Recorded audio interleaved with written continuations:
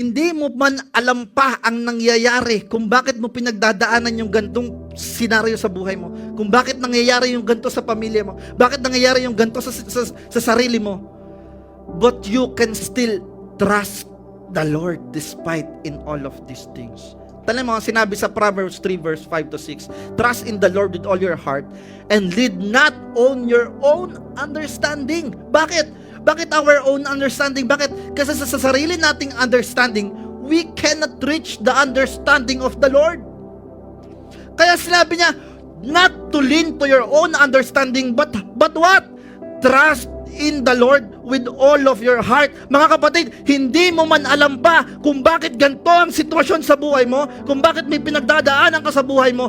Para sinasabi sa iyo ng Diyos, magtiwala ka lang sa Kanya.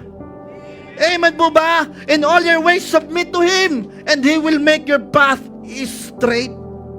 Ang Diyos ang bahala, ang Diyos ang kikilos. Bakit? Magtiwala ka lang sa Kanya. We don't question God.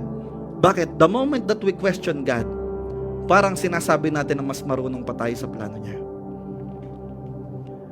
Pag may masamang nangyari sa atin, Lord, ano ba naman to? Ano ba naman to? Bakit naman nangyari sa atin? No. We cannot question God.